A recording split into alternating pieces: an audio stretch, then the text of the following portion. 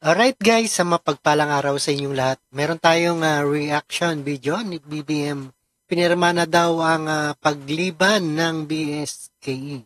Ano ang BSKE? Isang barangay sangguniang kabataan election, no?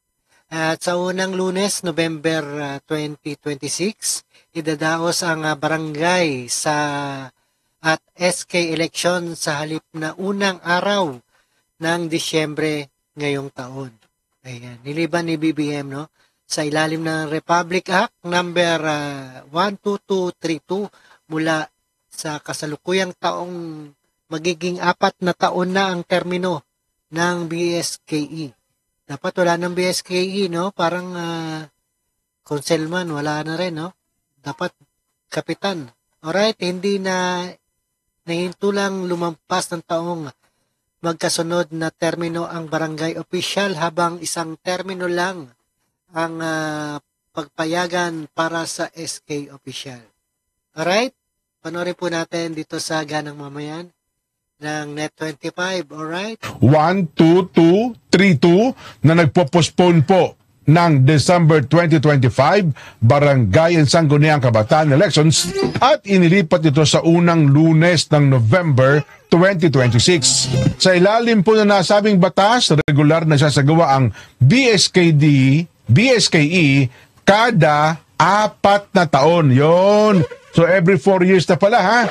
Nakasaad din po na ang termino ng panunungkulan ng lahat ng halal na opisyal ng barangay at ng SK 4 na taon at walang halal. Ayan, 4 na taon na ang BSKE, no? Na pwedeng mag-eleksyon uli. Na opisyal ng barangay ang dapat maglingkod ng higit sa 3 magkakasunod na termino sa parehong posisyon. Ayon, 3 consecutive terms lang pala ha.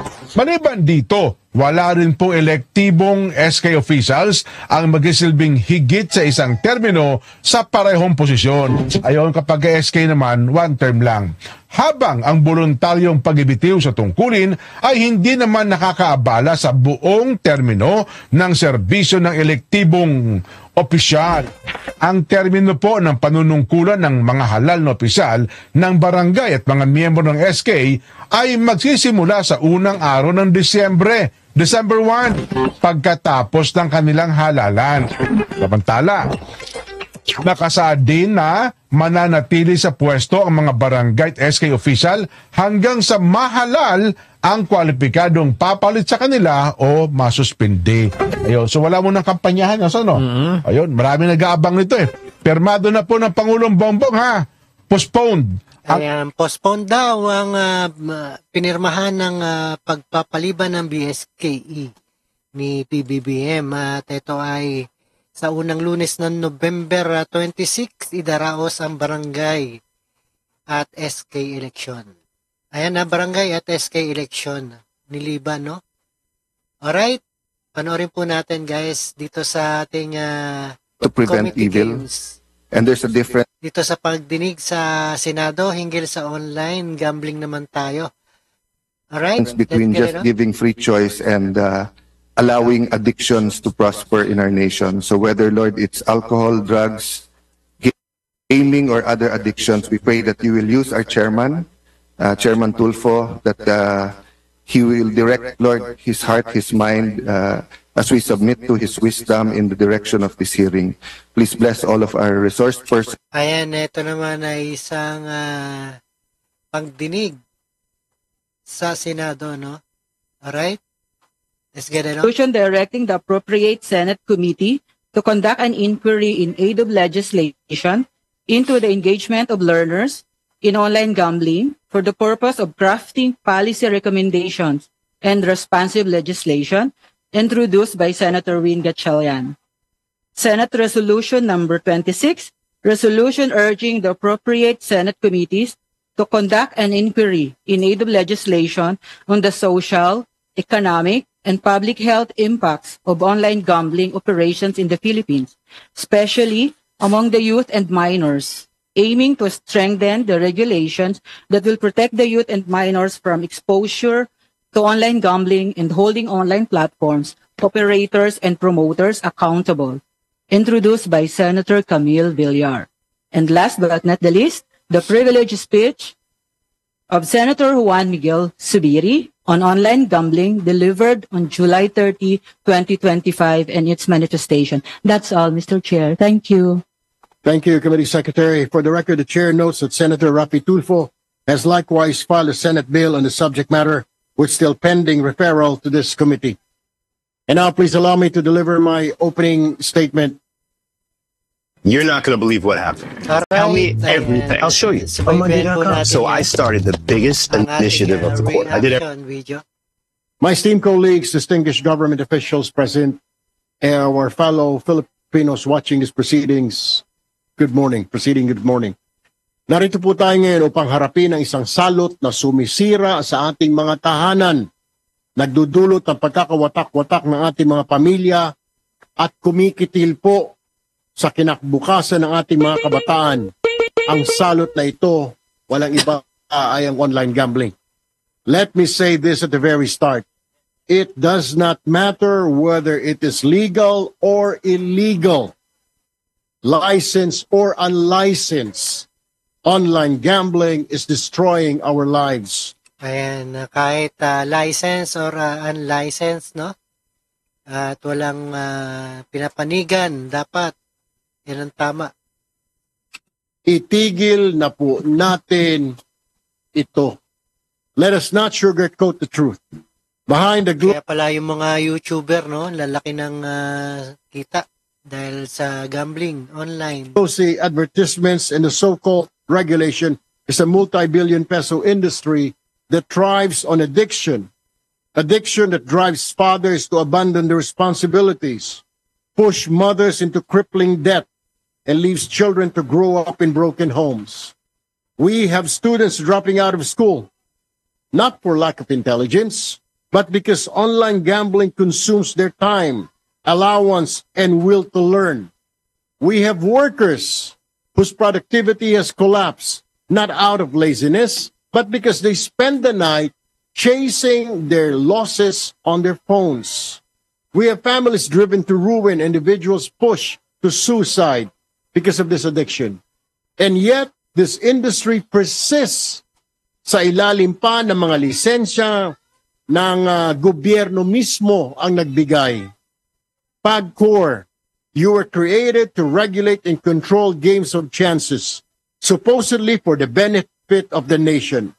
But no less than the Department of Finance recently reported that 60% of the online gambling operations are illegal. From September 2022 to August 6, 2025, 11,985 illegal online gambling sites have been identified, of which 6,363 are online casino games, 236 are offshore sites, and 4,813 are links for online sabong. More than 3,000 of these illegal online gambling sites remain active, and that is not even counting the unidentified platforms. PAGCOR, your continued licensing of online gambling operators has fueled this epidemic. You cannot claim innocence when your revenues are stained with tears of families you helped destroy. Research from the Senate Economic Planning Office reveals that PAGCOR's gross gaming revenue surged by 309% in 2024, mainly attributable to e-casinos and electronic games. That's approximately 100 billion pesos built on gambling and addiction.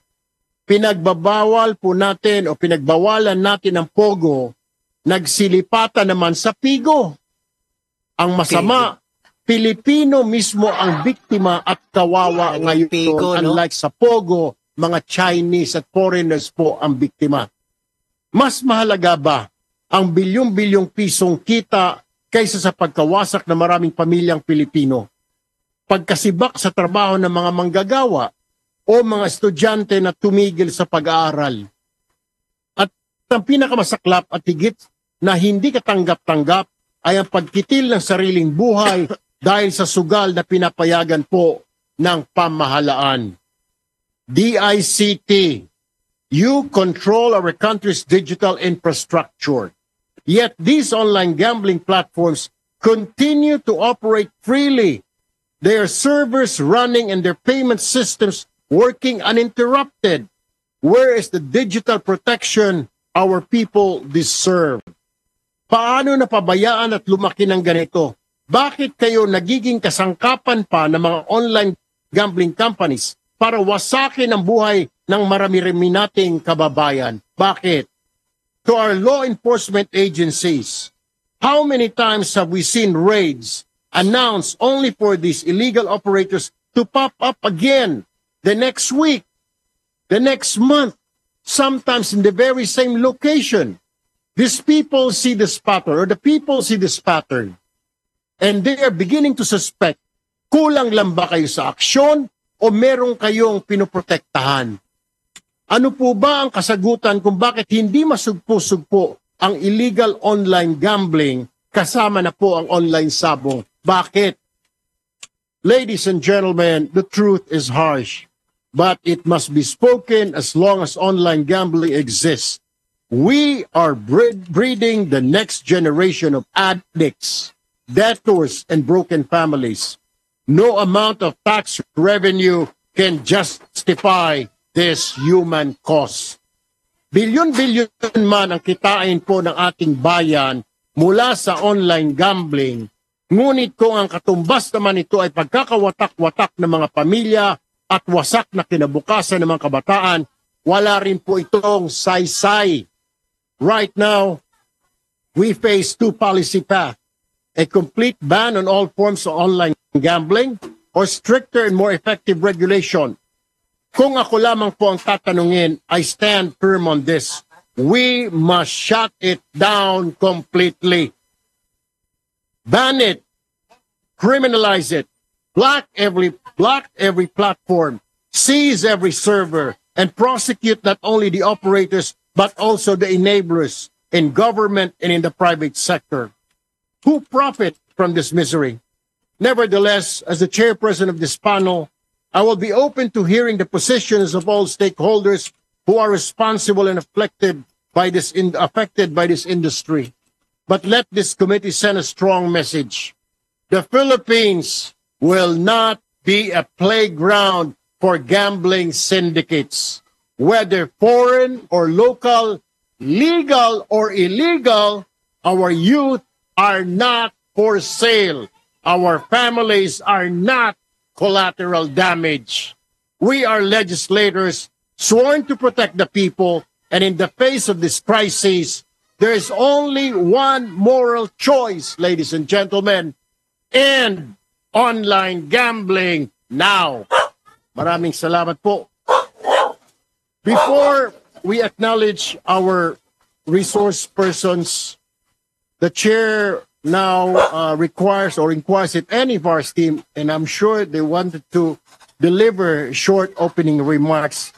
But to our colleagues, please limit your opening statement to not more than 5 minutes so that we can accommodate everybody, including our resource persons. Let us start with Senator Alan Cayetano, our chairman for Banking and Finance. Go ahead. Thank you, Mr. Chair. May simple pong tinuturo sa atin sa elementary school, and it is a biblical principle. Kung anong ating itatanim, yan ang ating aanihin. So I really, Mr. Chairman, appreciate your leadership. I appreciate your bold statements today.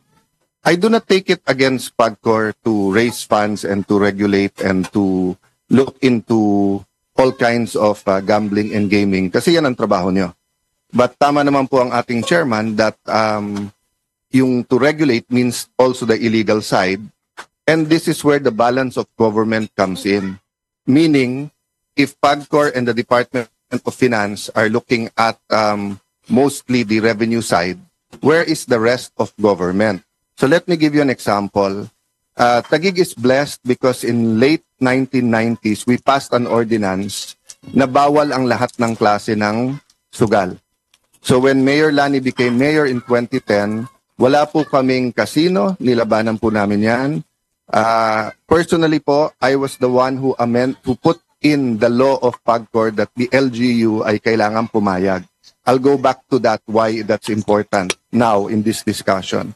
So pati po sabungan, nakumbinsin namin mga kababayan namin, wala kaming sabungan.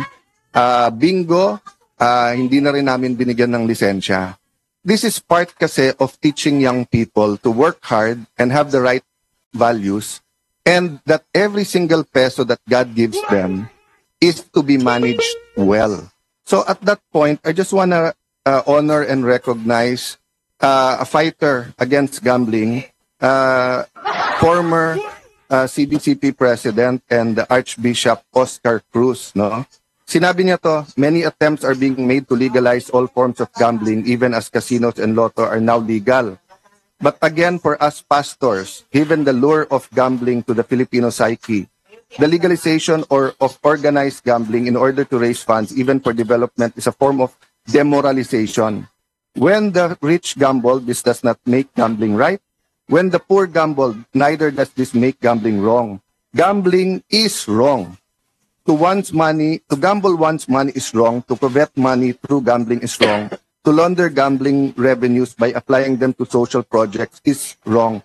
So, Mr. Chairman, the point po dito kasi, hanggang ngayon po nakumbinsin na namin po most kapag ka may patay, wag nang pumayag na may sakla, may terembe, may monte, or kung ano man yung mga hilig na sugal before. Kasi nandyan na DSWG, nandyan na yung local government na tumutulong. Ayan, pag may patay, wala nang sugal daw. Ay, matulog na lang, ano ba yun? Tulong sa panglibing. So kahit yung Kasi nagsusugal para lang ayan, paglamay, no? Hindi antokin. Cara Cruz po yung barya na Cara Cruz, hinuhuli ng pulis sa amin, sa city namin. But the irony is, ayan, at Cara Cruz, no? Marami dito. Makikita ng mga bata, yung Cara Cruz hinuhuli, pero yung illegal na isabong at kahit anong gaming, pwede. The other irony is, casinos, sabungans, even lotto, may regulation how far from churches and schools. But actually, nag-CR lang yung isang estudyante, pwede siyang gumagamit, Mr. Chair, ng cellphone. So I'll end there, but the appeal is for us to come up with the right conclusion here, because we're spending almost 1 trillion pesos on education. Yet, what we're teaching our people is that gambling, gaming, and addiction is okay kasi malaki naman ang kita. So let me end there and thank you for this opportunity, Mr. Chair. Thank you very much, Senator Cayetano. Alright, ayan, napakinggan at napanood po natin sa online gambling sa pagdinig dito sa Senado, no? Iwasan na ang online. Alright? At maraming salamat sa panonood po. Road trip and see us again the next one. And peace out.